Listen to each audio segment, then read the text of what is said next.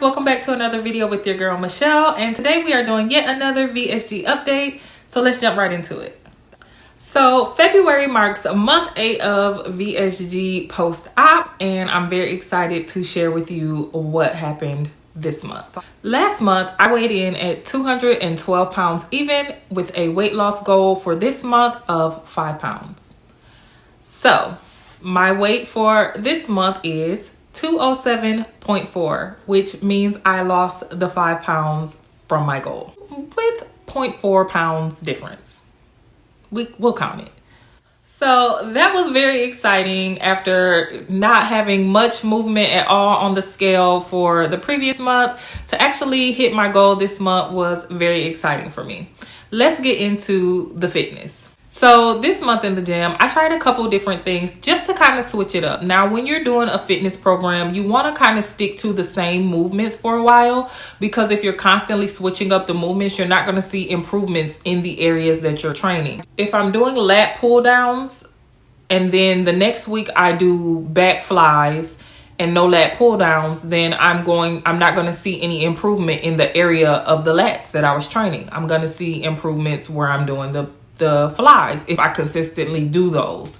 So you want to kind of stick to the same or similar movements when you're training. However, every now and then it is good to switch to a different focus area. So I mentioned last month that I was going to be adding in a core day, and I did, and I got amazing results from that. I'm going to include a picture of what I look like in early January versus what I look like in early February, just for the midsection to see, so you can see the differences. Yes, I lost 5 pounds, but also there's a major difference in my midsection. That was really shocking to me because core was something I always neglected, and now I sort of have to do it, which it's not my favorite. I'm gonna just be honest. I don't like training core, but the results I'm seeing, oh baby, we're keeping that core day twice a week. Yeah.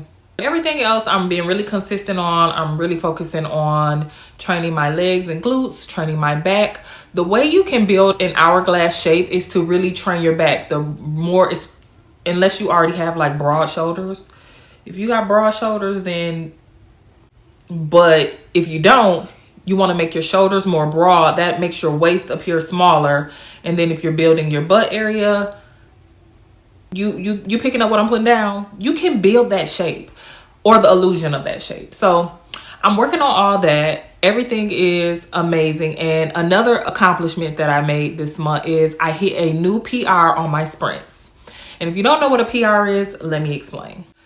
PR just stands for personal record. So I normally start off my sprints at a 9 or 9.5 miles per hour on the treadmill. And then after I do 5 sets of those, which means 20-second sprint, 40-second rest. That's how I run my sprints. After I do that, then I bump it up. So I do that 5 times, and then I bump it up 0.5 more. So if I started at 9, then I'll bump it up to 9.5. If I started at 9.5, I'm bumping it up to 10. You see what I mean?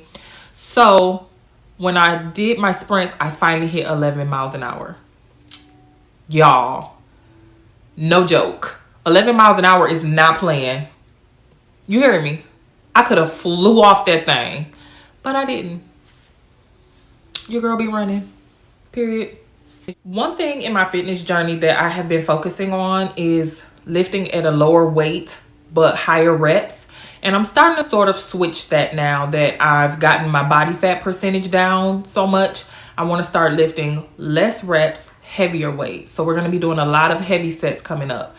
I'm really excited about that because while I'm not interested in becoming like a power lifter or anything like that, I really want to see what my body is capable of. I'm starting to get in the mode of pushing myself past my limits.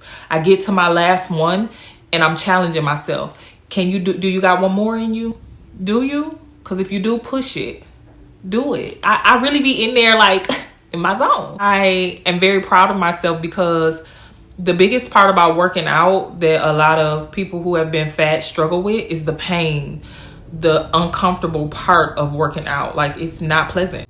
I'm starting to get to that place where like the mind muscle connection is like on point. Like I can push myself in ways that I would have never even dreamed. Like I never would have pushed myself to run an 11 on the treadmill. I thought 10 was doing something. And it is. 10 is not easy by any stretch of the imagination, especially at 200 pounds. So, you know, also the next thing that I'll be doing is once I'm comfortable at that 11 miles per hour on that sprint for the 20 seconds, I'm going to drop back down on my sprint speed and start building up the length of time that I'm sprinting. So it'll, instead of being a 20-second sprint with a 40-second rest, I'll switch it to a 30-second sprint with a 30-second rest. That's how you build endurance, and that's how you get better. I don't want to build my way to one of the higher speeds on the treadmill and then just feel like I maxed myself out, because that's not true. I can still increase the length of time that I'm sprinting and decrease the speed and work on increasing that speed in intervals as well, if that makes any sense. So working out this month was very pleasant. I felt very good in the gym, very strong, very capable. I felt really connected with myself, and it's been a blast. It's been a blast. And I'm super excited for what we're going to do in February. Let's get to the food. So eating has been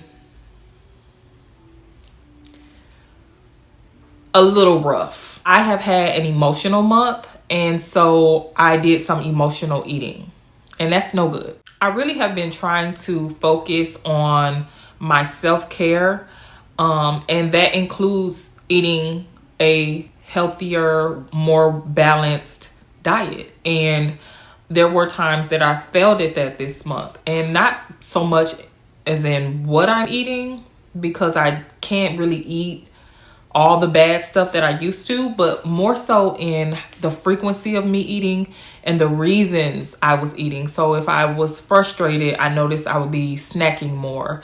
If I was overwhelmed or angry or sad, I noticed that I would be reaching for more food versus my other healthy outlets that I'm building, you know, just in life and through therapy. And so I really caught myself, and I wanted to rein myself back in, and I'm still, you know, working through that right now. I didn't feel the greatest this weekend, and I found myself just like mindlessly eating. And again, not large portions, but just the frequency of which I was snacking was just for no reason. It literally was for no reason. So I had to sort of refocus, and now I'm back to tracking. So there is where the importance of tracking comes in. You have to know what you're putting in your body calorie wise to know if you're in a deficit or not. If you're not in a deficit, you're not going to lose weight. So mind you, I could have possibly been lower than my goal for this month. Matter of fact, I was on track to be a couple pounds lower than my goal this month. I just didn't do all of the right things to get there. And that's okay. It's always going to be a work in progress. Our relationship with food has to change. One of the things about having bariatric surgery that, you know, I think should be more addressed in the pre-op stages is the mental component, and the fact that even though my doctor, for me, this is just my experience, my doctor was change your life now, change your habits now, do this now, because in the long run it's going to benefit you. And he was right. I was always on the path of fitness and health, but making sure that I focused on it pre-op really did make a difference in my recovery and my progress post-op.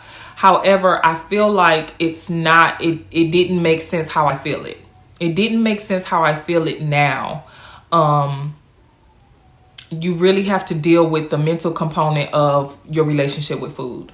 This surgery will decrease the capacity in which you can eat. It won't change your mind. It won't fix emotional eating. It won't fix any issue that you have with your relationship with food. It won't fix your mindset. It won't fix how you feel about your body. It won't fix any of that. It literally just will reduce the capacity of food that you can eat. And even that can be temporary. You can out-eat the surgery. A lot of people do. And then that's when you see people have a revision to bypass And then, you know, just it becomes just yet another cycle. And I personally have just made sure that I'm very conscious of where I am mentally throughout this entire process. And I think that should be standard across the board when it comes to bariatric surgery. That's just my opinion. So, okay, let's talk about something fun. So I went out on a little date night and it was a really good time. But the best part for me was feeling confident in how I looked. Like, shopping for an outfit, putting it on, getting all dolled up. Like, that was so much fun. And I think that that's a part of losing weight that I really value. Like, I really feel comfortable in my skin. Like, I really enjoy shopping. I can walk into a regular store, pick up a regular dress and put it on. Like, I bought several different dresses. I had so many options of what I could wear. And it was a blast. It was so much fun, like just picking out different color coordinations and, you know, doing my makeup and my hair, which, I mean, I do that anyway. But I just felt so comfortable in my femininity. And I wasn't uncomfortable walking into spaces where people are just living their normal life, going out to dinner. But when you're heavier, going out to dinner is a thing. Like, you feel judged walking into the restaurant. People want to know how much you're going to eat. How much is she going to order? She's bigger than her husband. What's going on here? Like, that's how you feel. It may not always be that vibe, but can be how I have felt that way going out to a nice restaurant, feeling just prejudged. Can we talk about something real quick? Let me touch on a really kind of sensitive topic. So my little date night story made me think of something, because when you're overweight, you tend to feel prejudged, right? And some of that is valid. There are people in the world, as I mentioned in my last update, that will knowingly and unknowingly treat you differently just based on how you look and based on your weight, right? So some of that is a learned behavior, but sometimes it just don't be that, sis. Let me tell y'all a quick little story. I was at the gym, and obviously I record myself at the gym, okay? And I set up my camera to record. Now, I had left the green space area and came over to the machines. If you know me, then you know I do my best not to get people in my shots. If I'm already set up somewhere and already filming and you come over into the area that I'm in, then it's at your discretion. You see this tripod, you see I'm filming, so it's at your discretion to either step in or out of my shot. I don't mind if people are in the background on their own free will, but if I'm coming to an area where you are, then I intentionally either wait until there's no one there or angle my camera in a way so that I'm the only person in the shot. So I came over to the machine area where a lady already was. Heavy lady, overweight, obviously, and they're trying to get herself together. So I angled the camera and I noticed she was in the shot. So I didn't record, right? She can see herself in the camera and I can see myself in the camera. However, camera is not recording. It's just set up, right? Because I came over into the area she already was. And so I'm waiting because I'm knowing that, you know, I'm doing my warm-up sets. So I'm just waiting to record because I'm knowing that she's likely almost finished with her sets, and then I'll be able to get my shot. So I get up to stretch in the rest period after one of my warm-up sets, and I have on headphones, noise canceling. Like I told y'all, say nothing to me in the gym. Okay? So I don't hear her trying to get my attention. But when I turn around, she's like, so I take an earbud out and I say, yes, ma'am. Apparently she had been trying to get my attention. But like I said, I be in there with the blinders on. So when she finally got my attention and I took the earbud out, she goes, I don't want to be in your video. So I look at the camera and I look at her. It's not recording. So she turns flush red The guys next to us are laughing at this point, and she walks away. So here's what I gathered from that. Because I have been overweight, like I said, I intentionally try not to get people in my shots. Not everybody is comfortable being on camera, whether they're overweight or not. Not everyone wants to be on camera, and so I'm very mindful of that. But you know, overweight people in the gym, it takes a lot of courage to get started in the gym. And I've been overweight and getting started in the gym. I've been 300 pounds in the gym. And I know that a lot of overweight people think that people are looking at them or, you know, trying to make fun of them or judging them. And sometimes, like I said, sometimes it's just not that, sis. Rather than you getting my attention and saying, hey, excuse me, I don't know if you know it or not, but I'm on your camera and I just don't want to be in the video. Then I could have said, oh yeah, no, for sure, it's not recording. You know, I'm very mindful of other people in the gym. I have done this many of times. People have, you know, come up to me and say, hey, I don't want to be in the background of your video. And I say, oh yeah, no, it's no problem. You know, I'll wait until, you know, you're done with your set or whatever. Unless, like I said, unless you came over to my area where I was already recording. Then that ain't got nothing to do with me. Sorry. Take it up with management. But no, I'm very considerate. And so I just hate the fact that, you know, people feel such a way about themselves and their surroundings that they think someone is intentionally trying to do whatever. Intentionally trying to... Baby, sometimes it just don't be that. So relax. Relax. That's what I want to say. That's all. That's what I'm trying to convey. Relax. Because one thing about me, if you razzle, I'm a dazzle. Y'all see my AK? I'm armed and dangerous. Play with it. Now, I said all the 4 words to her. It's not recording. And she got upset and, you know, scurried off. So now she feels uncomfortable every time I'm in the gym with my tripod. And I don't go out of my way to make her feel uncomfortable. I actually go out of my way to stay from around her because I want everybody to have a pleasant experience in the gym. And my intent wasn't to embarrass her. Honey, you embarrassed yourself. You did it to yourself. As much as other people try to be courteous, it's also everyone's responsibility to return that. She could have been courteous to me the same way I intentionally am courteous to other gym goers. And that brings me to just another quick thought. In her mind, I'm just in there trying to lose a little bit of weight because I'm on the smaller end of big now, right? And she doesn't know just 6-7 months ago I was 300 pounds. So she doesn't realize that I have experienced living in the body you're currently living in. I know the hell that you're going through. So I make it a point to treat people as if we're all the same, because we are. It plays into a bigger message because it's not just the more fit people in the gym's responsibility to make the environment easy for everyone else. It's everybody's responsibility.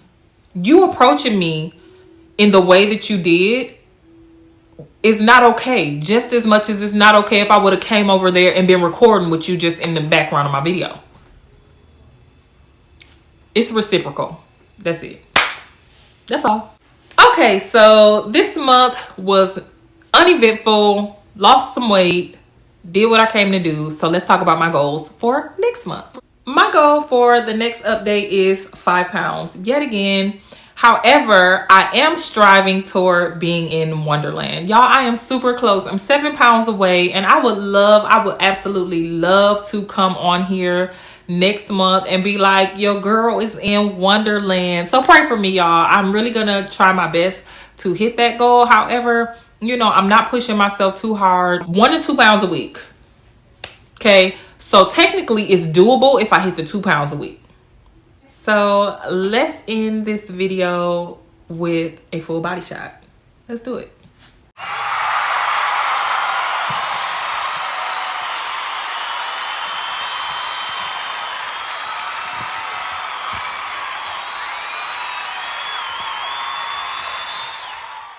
Okay, so that is what your girl is looking like in February. Let's see what we can do in these next couple months, because I'm trying to be